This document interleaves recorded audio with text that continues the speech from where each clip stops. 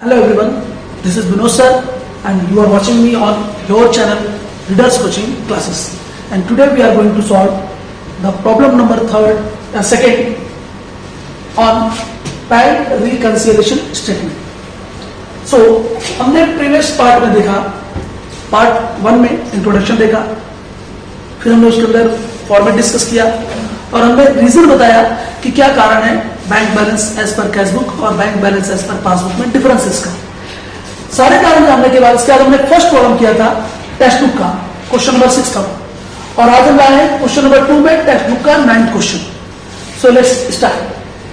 और पहला प्रॉब्लम जो था वो कैश बुक पर आधारित था, bank balance as per cash book या normal balance as per cash book या debit balance as per cash book पर आधारित प्रॉब्लम था।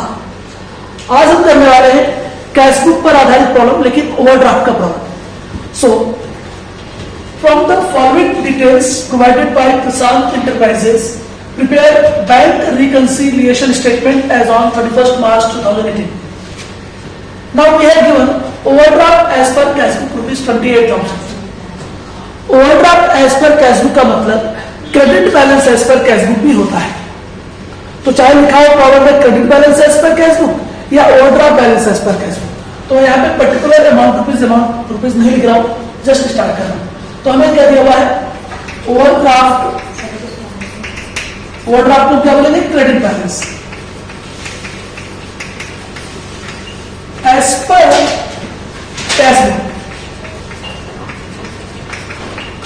अमाउंट कितना है 28,000। नाउ ऐड की बात हम क्या करेंगे, एटलीस्ट हम लोग 6, 7, 8, 10 लाइन छोड़ करके 12 लाइन छोड़ करके लेस। तो आपको दिया ओवरड्राफ्ट और credit balance as per cash book दिया हुआ है, तो हमें निकालना क्या होगा ओवरड्राफ्ट और debit balance as per passbook निकालना होगा। ठीक है, अब हमारा फार्मूला क्या एप्लीकेबल होगा इसके ऊपर, मैंने आपको फार्मूला पार्ट 1 में डिस्कस किया हुआ था। अगर कैश बुक का ओवरड्राफ्ट बैलेंस है या कैश बुक का क्रेडिट बैलेंस है तो आप सोचेंगे पासबुक के बारे में। यहां पर पासबुक अगर इंक्रीज होगी तो जाएगा लेस में, और अगर पासबुक यहां पे डिक्रीज होगी तो जाएगा ऐड में। एकदम ध्यान से, क्योंकि ओवरड्राफ्ट बैलेंस रहेगा कैश बुक का तो हमें सोचना होगा पासबुक के बारे में। पासबुक अगर ऐड होगी इंक्रीज होगी तो लेस में जाएगा, पासबुक डिक्रीज होगी तो ऐड में जाएगा एज पर अवर फार्मूला।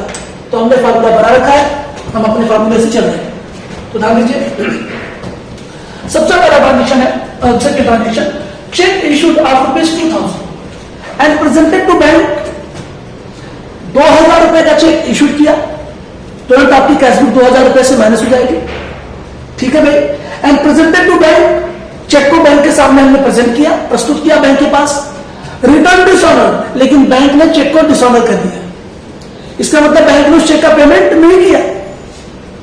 आपने चेक इशू किया और बैंक के सामने प्रेजेंट भी किया आपने चेक को, लेकिन बैंक ने क्या कर दिया return dishonoured, but the effect of dishonoured is not recorded in the cash book. लेकिन जो चेक डिसऑनर हुआ उसका इफेक्ट आपने कैश बुक में नहीं रिकॉर्ड किया।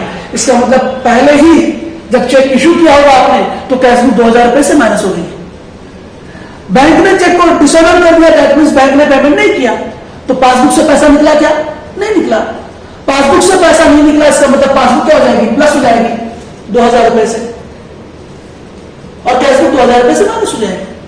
अगर पासबुक प्लस हो रही है, बढ़ रही है 2,000 रुपए से, क्यों बढ़ रही है भाई, क्योंकि कैश बुक से आपने 2,000 रुपए पहले ही माइनस किया होगा। जैसे ही आपने चेक इशू किया होगा, आप बिजनेसमैन हैं, आपने अपनी कैश बुक को 2,000 रुपए से माइनस कर दिया, किसी को पेमेंट किया होगा 2,000 रुपए का,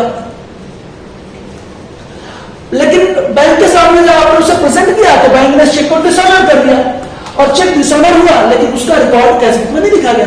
इसका अर्थ सिंपल है कि पासबुक से पैसा नहीं निकला 2,000, कैश बुक से केवल 2,000 निकला। तो कैश बुक 2,000 रुपए से माइनस हो गई, पासबुक 2,000 रुपए से प्लस हो गई, इसलिए कहा जाएगा लेस में। यहां आएंगे लेस में number 1, check issued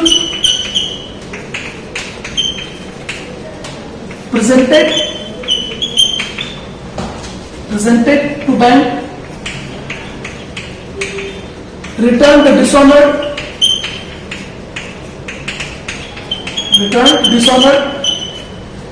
but not recorded in cash book,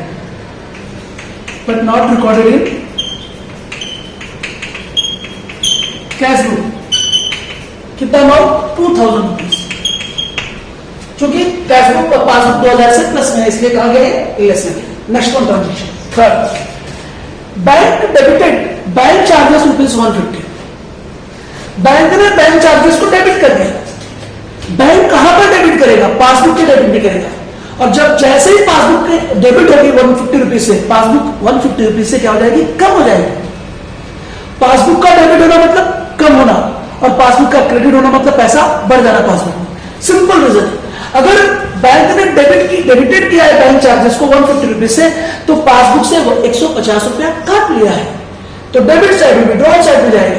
passbook 150 रुपए से कम हो गई, बाकी कुछ लिखा है नहीं, इसका मतलब ट्रांजेक्शन टेक्स्ट बुक में रिकॉर्ड नहीं हुआ, तो पासबुक केवल माइनस में जाएगी। पासबुक माइनस में जाएगी, कहा जाएगा ऐड में। तो bank charges debited in passbook only, debited in passbook only, और कहीं पर कुछ नहीं हुआ। तो ये हो गया आपका 150 रुपीज से आपकी पासबुक क्या हो गई? कब हो गई? इसलिए कहा गया ऐड में गया, ओवरड्राफ्ट का प्रॉब्लम है, रूल लिख दिया गया है सामने। अब आगे बढ़ते हैं।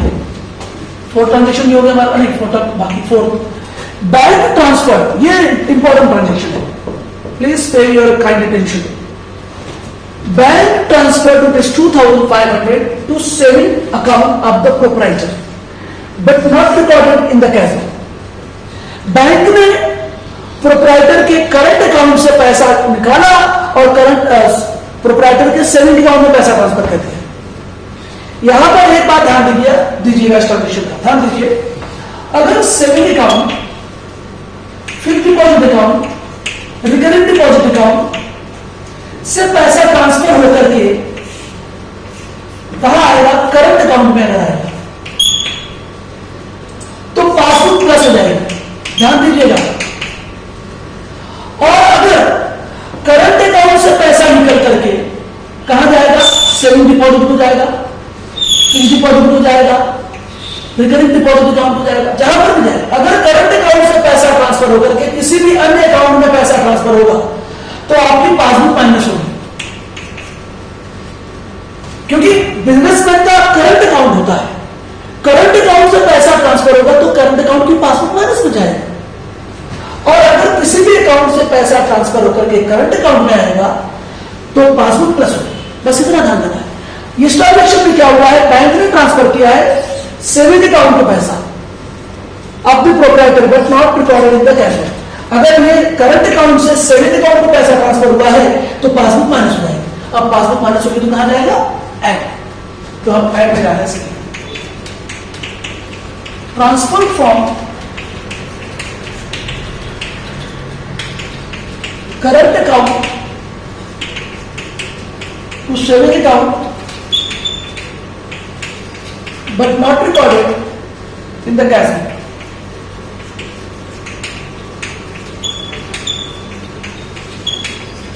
कितना अमाउंट बने? 2500। तो पैसा करंट अकाउंट से ट्रांसफर होकर किसी भी अन्य अकाउंट में जाएगा तो आपकी पासबुक क्या हो जाएगी? माइनस हो जाएगी। पासबुक माइनस होगी तो एज पर अवर रूल पासबुक माइनस हुई, इसलिए कहा गया ऐड में गया।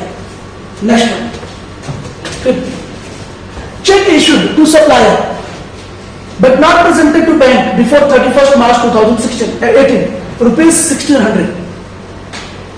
तो check issued to supplier but not presented to bank before 31st March 2018 rupees 1600.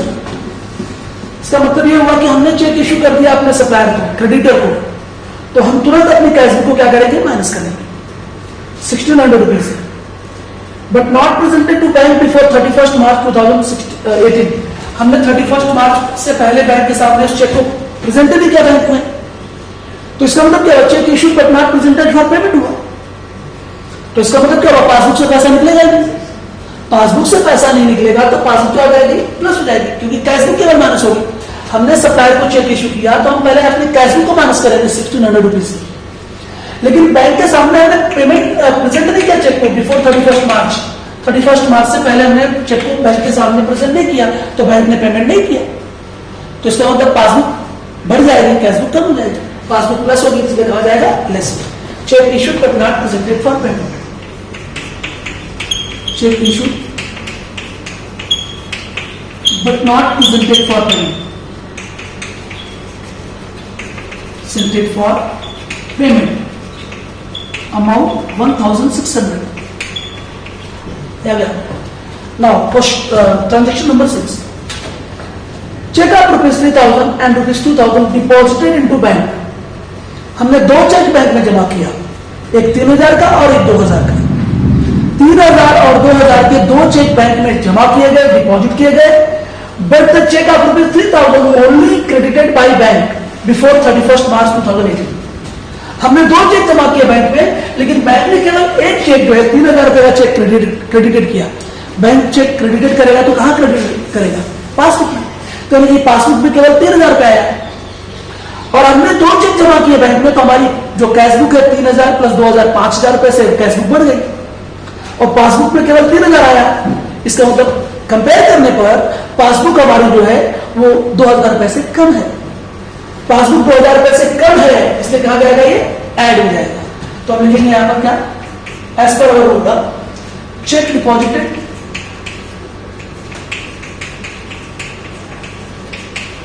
But not presented for payment,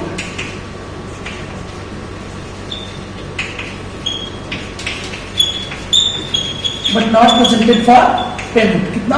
2000 rupees. Next transaction, our customer directly deposited rupees 1500 in our bank account. Customer ने 1500 रुपए हमारे bank account में directly deposit किया, तो जाहिर सी बात है यहाँ पे दिख रहा है कि हमारी पासबुक बढ़ रही है, but recorded wrongly in the cashbook, cash column of the cashbook.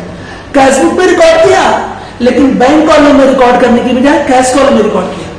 हम कंपेरिजन किसका करते हैं? कैशबुक के बैंक कॉलम का पासबुक के बैंक कॉलम से कंपैरिजन करते हैं।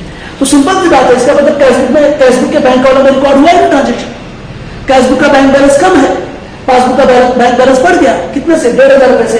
पासबुक का बैंक बैलेंस 1500 रुपए से बढ़ गया है, तो कहा जाएगा लेस में जाएगा। तो हम इसे क्या लिखेंगे? लेस में। क्या लिखेंगे?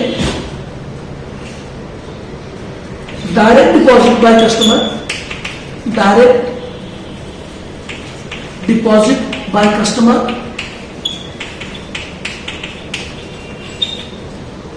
in our account wrongly recorded in cash column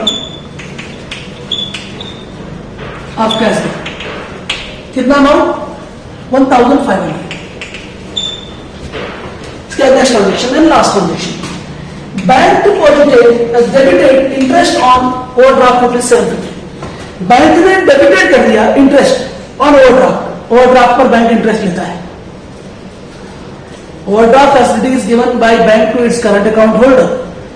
overdraft का मतलब बहुत सिंपल होता है, अगर मुझे ओवरड्राफ्ट फैसिलिटी मिली हुई है तो इसका मतलब ये हुआ कि मान लिया था मेरे बैंक अकाउंट में 10,000 खाली है और मैंने ज्यादा अमाउंट का चेक इशू कर दिया, 12,000 का चेक इशू कर दिया, 15,000 का चेक इशू कर दिया, तो बैंक ने उस चेक को पेमेंट कर दिया, तो मैंने बैंक से 5,000 ज्यादा ले लिया, और जो 5,000 ज्यादा लिया वही तो ओवरड्राफ्ट है, उस पर बैंक क्या ले रहा है? इंटरेस्ट ले रहा है। तो अगर बैंक इंटरेस्ट ले रहा है ओवरड्राफ्ट पर और डेबिटेड कर रहा है, तो इसका मतलब पासबुक डेबिटेड होना मतलब पासबुक का डेबिट साइड मतलब विड्रॉल साइड। पासबुक कम हो गई कितने रुपए से? 750 रुपए से, और आगे कुछ लिखा नहीं है, इसका मतलब कैशबुक में कुछ रिकॉर्ड नहीं हुआ। तो पासबुक अगर कम है 750 रुपीज से तो कहा जाएगा ऐड में। तो हम ऐड में लिखेंगे 4, क्या लिखेंगे? Bank debited interest on overdraft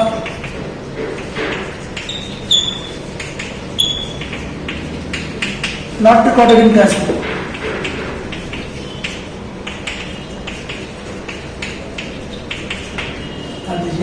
तो ये प्रॉब्लम हो गया। अब हम इसे क्या करेंगे? ऐड वाले सारे ट्रांजेक्शन ऐड कर लीजिए यहाँ पर। अच्छा, अमाउंट कितना था इसका भाई? 750 रुपीज। यस, ऐड कर लीजिए। 0, 5, 5, 10, 1 and 2, 7, 7, 14, करीबन 5,400, 28,000 प्लस 5,000 होगा 33,000 और ये 400। अब इसमें से हम लेस वाले ट्रांजेक्शन लेस कर देंगे, ऐड करके लेस कर देंगे। 2000, 3000, 4000, 5100 आ गया, ये आ गया आपका 5100। लेस करने पर हो जाएगा आपका 300 और 28,300। कितना आएगा आंसर? 28,300। मैं यहाँ पर ये लाइन तरह मिटा दे रहा हूँ और यहाँ पे आंसर क्या है उसके सामने ध्यान दीजिए। ऊपर overdraft balance as per cash book, तो नीचे आंसर आएगा overdraft balance as per passbook. Overdraft balance as per passbook, ये आपका आंसर हो गया 28,300 overdraft balance as per passbook. तो ये आपका आंसर है। So this is question number 2। Now हमने दो टाइप के प्रॉब्लम कंप्लीट कर लिए। पहला debit balance as per cash book या normal balance as per cash book या bank balance as per cash book का, और ये overdraft balance as per cash book मतलब credit balance as per cash book का। अब हम दो प्रॉब्लम करेंगे किस पर, नॉर्मल बैलेंस या bank balance as per passbook, और इसके बाद हम करेंगे debit balance as per passbook का, यानी overdraft balance as per passbook का। तो दो प्रॉब्लम और हम कराएंगे अगले थर्ड और पार्ट 4th और 5th में। तब तक के लिए आप अच्छी तरह प्रॉब्लम समझते रहें। आप अपना लाइक और कमेंट जरूर करें और वीडियोस को शेयर भी करें। एंड प्लीज जिन्होंने चैनल को सब्सक्राइब नहीं किया है वे चैनल को सब्सक्राइब करें। आपका बहुत बहुत धन्यवाद।